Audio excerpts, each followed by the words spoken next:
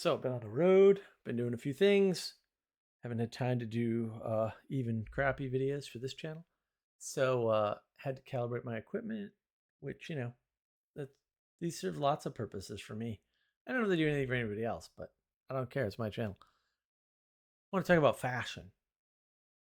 It may seem like a strange topic, and it is about computers. So computer industry is in a lot of fashion, and that's a scary thing. We don't need fashion in computers. Um, Very bad. And so, and as usual, this is more preparation for videos that I'm thinking of for navigating patterns. Um,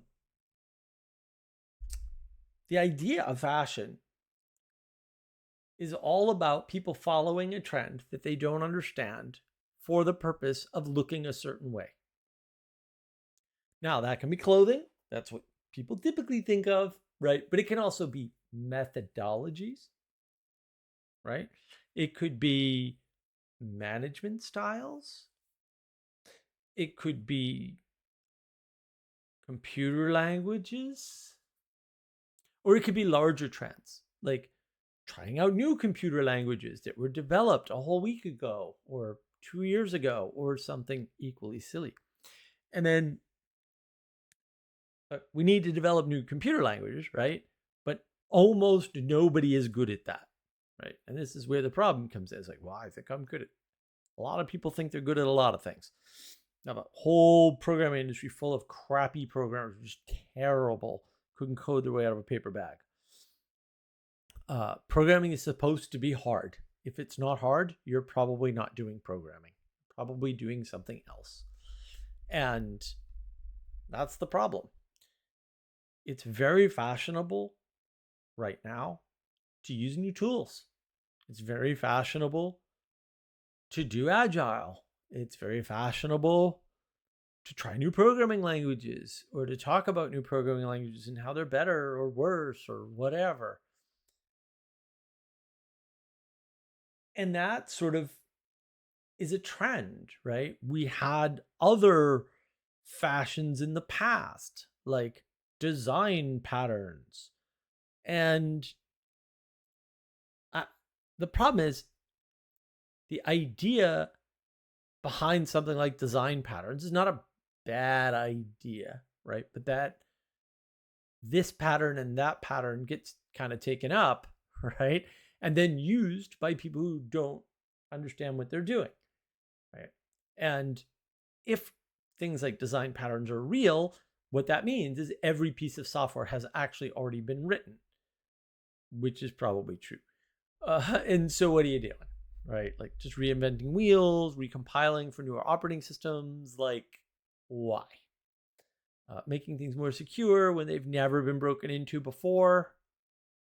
Little sus. Uh, and now there's a big dust up about whether or not something's insecure. Just like, really? Again? you know, and we get that because of fashions. Right now it's fashionable to find bugs. It's fashionable to point bugs out. It's fashionable to go and try to fix bugs in other people's code. Right? It's a big fashion.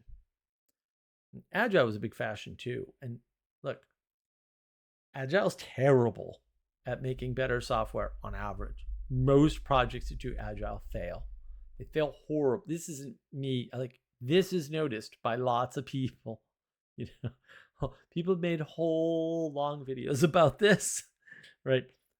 There are technical reasons why that must be the case. Just like, yeah, if you try to make all the groups program in a fashion, right? If you try to measure everything relativistically, right? If you give a measuring system where the person doing the work gets to determine the measure, there are going to be bad side effects from that, right? And that's what you run into. And that's why when I was consulting, I used to get consulted a lot on Agile. How can we fix Agile? And of course, I just introduce very non-agile things and give them very agile names and say, oh, this is how we used to do it. And software didn't have any bugs. So, at least not at the time of release. So, you know, do it the way we used to do it that we know works and not the new way that someone came up with last week that never worked. Another thing is, rapid application development. Rapid application development is a fashion, and I probably talked about this before. I hope so. If not, I'm talking about it now. Um, RAD languages and the idea of rapid application development was designed to solve a particular specific problem. It is a, what do you want to call it? Never ending issue in software where you have a customer and the customer is asking you for a product and you give them the product and they don't like it, even though you follow their specifications exactly. Now, there's different ways you can address this. One of them is try to change specifications so they match better, right? And then you get into UML, Universal Markup Language, and that whole thing. And that's where OO programming language comes from, roughly speaking, right? Like, oh, we can just map a programming language to a UML diagram, and then the people who ask for it will get what they want, right? That trick doesn't work because people don't know what they want. So you can't ask the business people what they want. Typically, business people don't know what they're doing. And, you know, one way to resolve this is to get different people from different groups together and meet with them individually. And right now, that strategy, that's what Agile is. We'll have the business people write a story, and then we'll have the programmers translate the story. Bad idea, by the way. The programmers translate the story, you know, or maybe the project manager, into a more refined version of a story that can be programmed. Doesn't matter what language now, right? So you've shifted from solving the problem by creating a new way of doing software, right, into a new way of collecting requirements. That's all you've done. You haven't done anything else. Thought you did something else. It didn't happen. I hate to break it to you. And you run your software teams on the same basis, right? We have small things that you can just get out quickly, right? That's rapid application development. The problem is the proper use for rapid application development, the way they used to do it was you would not write a mock-up, write a working piece of software in a slow language to make sure that you are on track with the biz guys, right? And then the dev team would have an idea of how confused the business people were and what they actually wanted, right? In the meantime, they're coding the back end in a real language. Like, that's actually how it was used originally. And you know what? That actually works. Like, it works really well, right? And typically, you need multiple teams to do that and whatever. Who cares? Doesn't matter. And actually, I think that's good. Like, you actually, I think if you're on a large software project, if you're using one programming language, you suck and you're doing everything wrong automatically by default, unless you're in a specialized area where, you know, one programming language does the whole work. But like large projects, yeah, no. One programming language, I don't think so. Now, I'm not saying I've seen a lot of this because I haven't. But, you know, back in the bad old days, it was C and assembly, baby. No one coded everything in pure C because some things, you know, were just easier to code in assembly or better coded in assembly, right, for speed or whatever. Like if you wanted an OO concept, why write all the macros? Because C++ was originally written as a series of C macros. You could write the entire C++ specification in C macros. Hint, that's what Bjarne Stroustrup did originally. But you don't want all that overhead, right? You don't need it. You just write a few quick assembly language routines, problem solved. Very portable too, right? The less assembly language you use, the more portable something is. So not really a problem ultimately. And that was the way people used to see all the time. And that's great. That's fantastic, right? And then if you want to do OO, use Objective-C, because Objective-C is probably the greatest object-oriented system that could exist. It's so brilliant. So minor modifications to C, very intuitive. One of the longest lasting programming languages out there for sure. Just wonderful stuff. I've never done much in Objective-C, unfortunately. I gotta dig out the next machines and start playing with it. Actually, I think I only have one. I think I only kept the cube. But I have a color cube somewhere. Those were not fashions. C has lasted. C++, which makes me barf, has lasted, right? Not a fashion. Design patterns, I don't know, kind of come and gone. Let me see if I got my book. Where's my? There it is. Yeah, language implementation patterns. Actually, this is a good book. I like this one. I think I read the whole thing. Did I read the whole thing? Yes, I did. It's mostly a reference book, though. To be honest, most of my computer books are reference books. A bunch of them I have read all the way through, but they're reference books. That's why they're here next to the computer. And I don't have all of them here. I wish I did, but this is a very small office compared to what I had last time. So someday I'll get another building for my property. We'll buy a big office, and then we'll have a big space. In the meantime, not so much. But like the reason why I bought this, right? Because you can see the subtitle there, right? Create your own domain specific and general programming languages. Well, what did I do all the time? Well, before DevOps was called DevOps, I was DevOps. And so I was creating domain specific languages all the time. I probably created at least a dozen easily. Usually took me an afternoon or sometimes a week. Sort of depended on, what I was doing. One time I got to create an engine that created basically a script that would basically install software. It was awesome, actually. I didn't know if it could be done. That's why I took the contract. It can be done.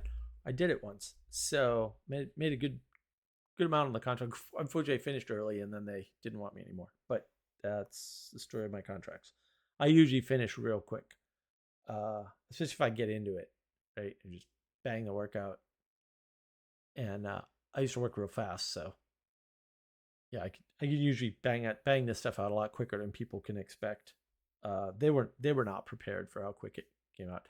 They were happy because their previous release had taken 2.5 weeks. The release that I did with them took 4 hours, and they were like, "Oh my god, it only took 4 hours." And I was like, "Well, we should have been able to do it in 2." But I mean, if you're happy with 4, I'm happy with 4. Like, you're paying the bill. I didn't care. They thought it was amazing. Like, they were just like, "What?" And yeah, it's weird, but people don't know. No, computers are fast. I promise. You just got to use them right. When you create a tool like that, that's not a fashion, right? That's a tool. I mean, I created that tool on purpose, right? I created that tool so that I could leave because I didn't want to work there anyway. Craziest manager. Oh my goodness. It's totally expansive, right? It'll expand forever because it's a tool that you put in a Python dictionary and it helps you to script things, right? And write mass scripts at different layers. So we take in spreadsheet data from a spreadsheet that was maintained to keep track of all the hardware and all the VMs, which for some reason were in the same spreadsheet. But it was separated neatly enough so you could differentiate the two easily, which was nice. And you knew which hardware the VM was running on. And yeah, I know cloud, whatever. They had their own private cloud for very good reasons. And so basically I built a private cloud management language, right, that worked with an existing set of tools. They had already written some of the tools that they needed, or really most of the tools they needed. But to know how to manipulate things, well, that required a set of things, and the software team would just throw something over the wall and, whatever. Not uncommon. They wouldn't work with the IT team, not uncommon, right? Like that was my specialty, getting IT teams and software teams to work together. And that wasn't always the operating team, right? Sometimes those are different teams. So that tool, because of what it did, was useful, going forward indefinitely. Because the software team could just throw it over the wall. They could ingest the data in the moment, right? Like right when they got the software, what's the state of our hardware and our VMs, right? And then figure out like what they need to do for the software, write it all, plug it into the engine, bang, all the scripts are written, run the scripts right then and there. They didn't have to prepare for the software rollout. So the software team, which wasn't going to change, could do last minute changes to the setup of the new versions. And those new visions affected different customers differently, so different VMs differently, right? And so having a tool like that that understood the hardware and the VMs, where they were running, what versions were there, right? And then could adapt, oh, this change needs to be made, but this one's done this way and that one's done that way. That was very useful to them. And it was a hell of a fun project. Um, Wish I had got my third month out of them, but whatever. Uh, that's not a fashion. It's not a fashion.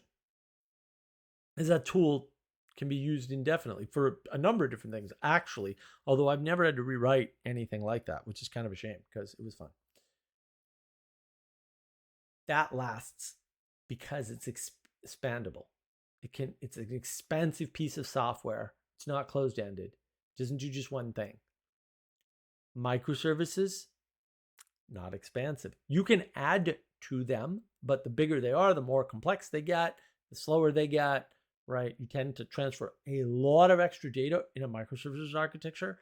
Like microservices architecture is mathematically certain to have way more data transfer than you actually need to do the task. That's a certainty mathematically. Maybe there are some exceptions to extremely well-designed systems. I mean, there are always exceptions, but the vast majority of them just send gigs and gigs of data over and over again. So just redundant data, data location stuff. Like, why are you sending this data 6 times? Like, why can't it sit somewhere and be happy? Like, what are you doing?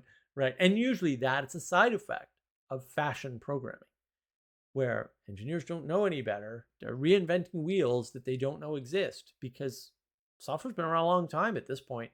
And man, every piece of useful software utility has pretty much been built. I promise you that.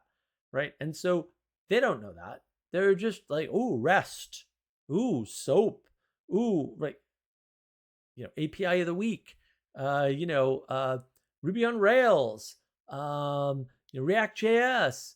On and on and on. And it's like, these are fashions, and they're going to be gone soon. Sorry. Something like Interface Builder, look how long that lasted. It might still be in use. I don't know. Interface Builder is one of the greatest pieces of software ever written, by the way. If you haven't seen it, check it out.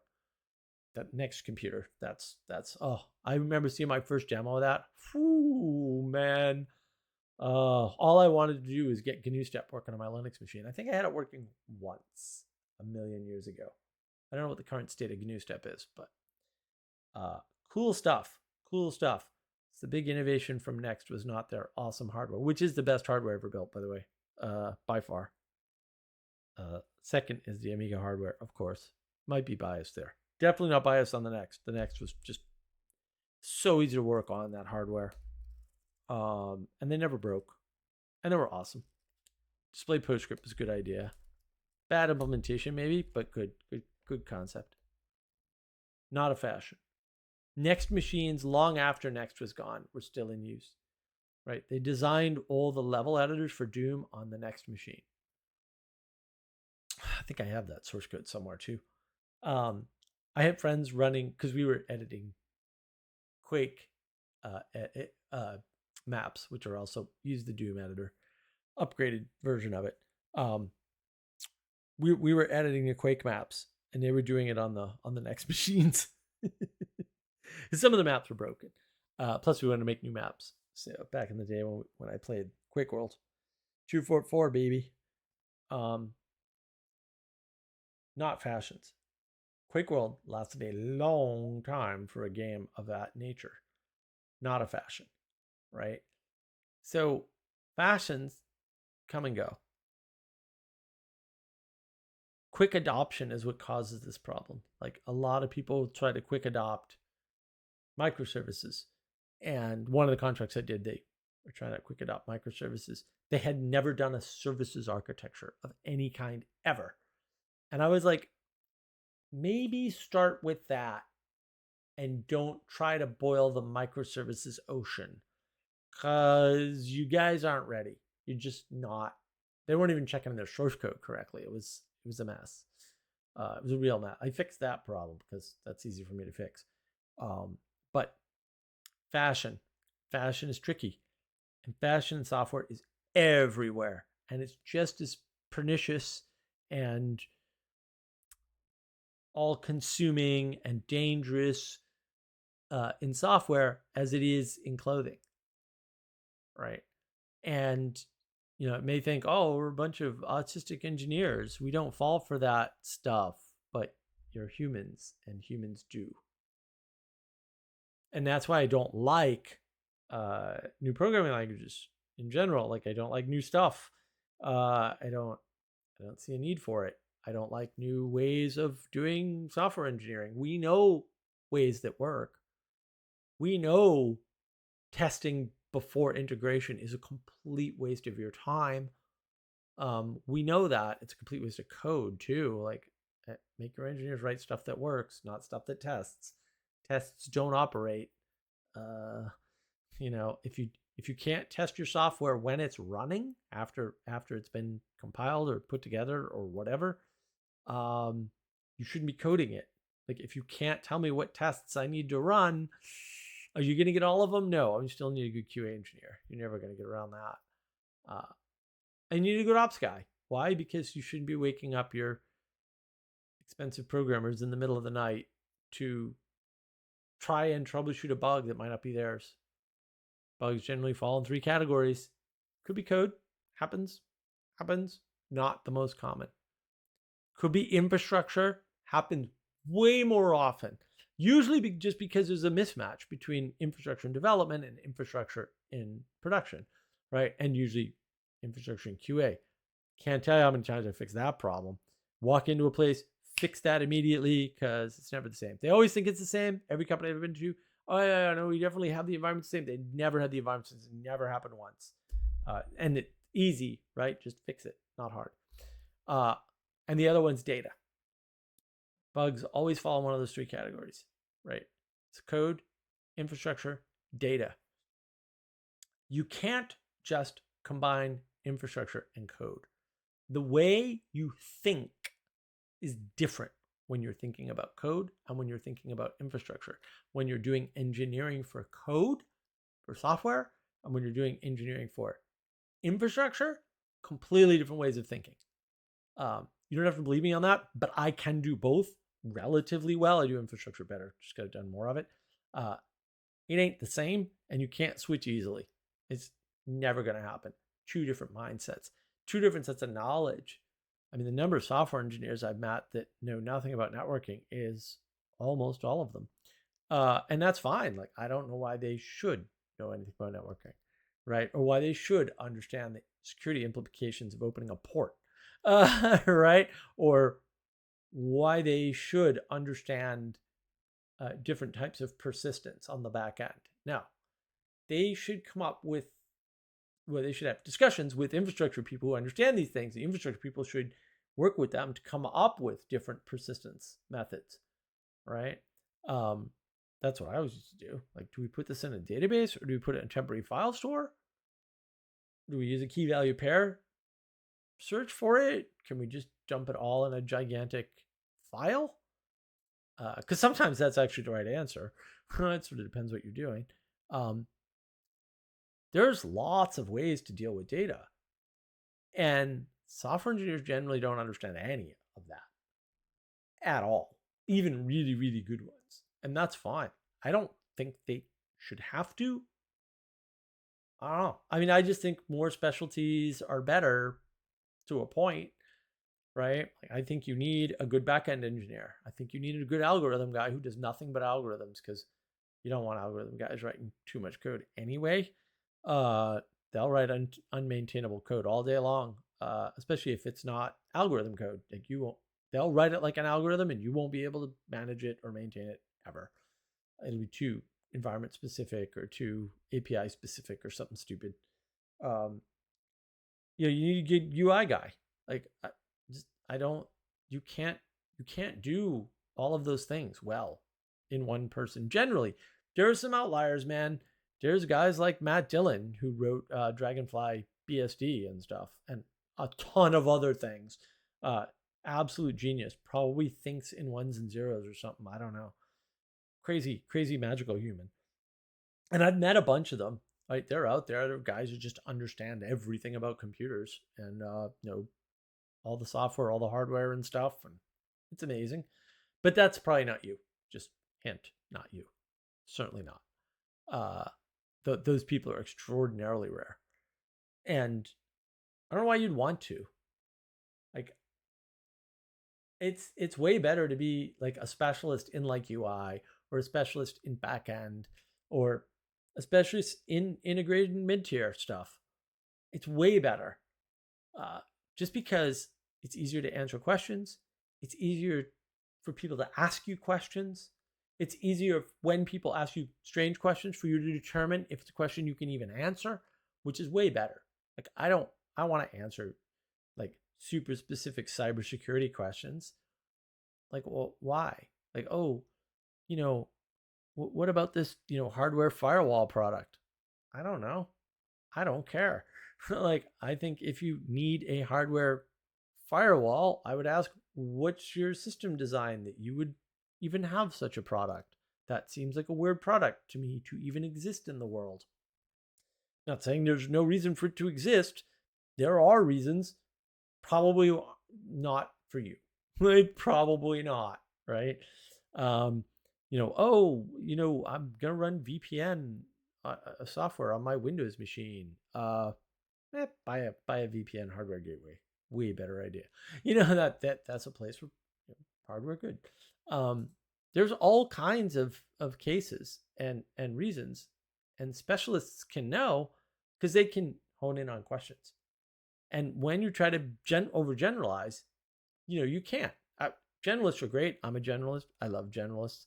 But also, like, there are limitations, and you don't want to get caught up in fashions, right? And when you're a generalist, you can go from fashion to fashion to fashion fairly quickly if you understand the underlying principles. That was always my success. People be like, I have this tool and it does this thing, and it's always a domain specific language. And they were like, do you know this tool? And I was like, no, it came out 6 months ago. Literally, it came out 6 months ago. No one knows that tool, dude. No one. The people that wrote it worked for a big company. You're not hiring anybody with experience, right? But I've written that tool. Guarantee you that. And then they're like, oh, really? I'm like, yeah, sure, whatever. Right? And then get speed on the tool in a couple of hours because whatever. They're not that hard for me. It's good. It's a nice set of skills to have, and it allows you to flit from fashion to fashion fairly easily. But you have to understand the basic principles, the back end concepts. You have to be able to know, well, why are you using that tool? Or why are you using that programming language? What are these things good for? Right? And I don't know but a handful of new programming languages. I know 8 programming languages pretty freaking well. I don't use a lot of them now, right? I still code in C occasionally, right?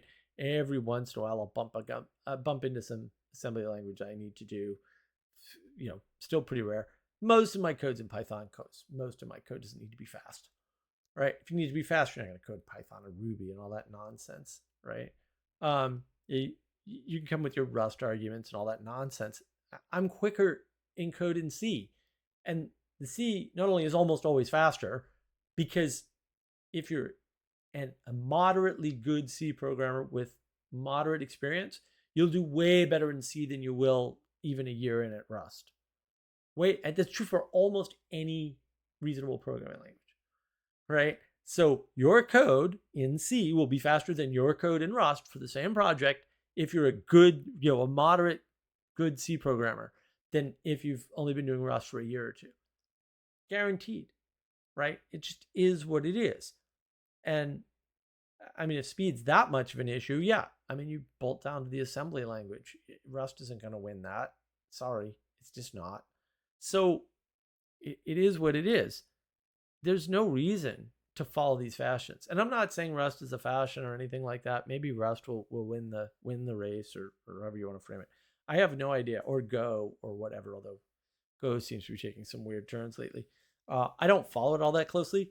I've got C. I don't need this other stuff. VS Code is nice sometimes for some things. Also totally broken. So if you don't mind the bugs, not a terrible tool. Some quirks. Wouldn't have written it that way. Just me. Tries to be all things to all people. Meh. I don't like it. Give me a VI editor and a GCC compiler. I'm good to go. And yeah, you want to make it LVM? Sure, whatever. Clang? Oh, fine. Don't care. Right? Fine. Way easier than all these tools. Way quicker. Way quicker. Setup time, 0. Oh, I have a basic Unix machine with all these tools installed. That's fantastic. I don't need more tools. Right? And I don't need to follow the fashion. You don't need to follow the fashion. No one needs to follow the fashion. Stop making new wheels. We have wheels. They're awesome. Find the right wheel for you. Do the research. Understand the concepts. Sure. I've worked lots of places that didn't understand the concepts. I worked one place on one project. They had 3 frameworks that did the same exact thing, which was wrapper database calls. And I was like, you've got 3 frameworks that wrapper database calls. What are you doing? And the bottom line was, they didn't know that. Big project. They didn't write the original code. Always a problem. Of course, it was Java. Possibly the worst idea for a programming language of all time. They were doing aspect-oriented programming, so I couldn't debug it for them, which was really too bad because it's a memory leak. I'm like, there's a big memory leak here, guys. They're like, I don't understand. I'm like, it's garbage collected. You can't have a memory leak in garbage collected language. Oh my goodness, yes you can. Like, that is so easy to do, especially if you don't understand what you're doing. Right? Different people put in these different wrappers. No one noticed. And no one evaluated it to say, hey, we don't need 3 wrappers that do actually the same thing. We need to pick one that fits our project and just use that one. Or eeny, meeny, miny, moe it if you don't need any of the special features, because every framework's got special features, how they operate in the back end or what features they offer in the front end. Like, doesn't matter. You just got to find the one that's right for your project. But the thing you can't do is follow the fashion.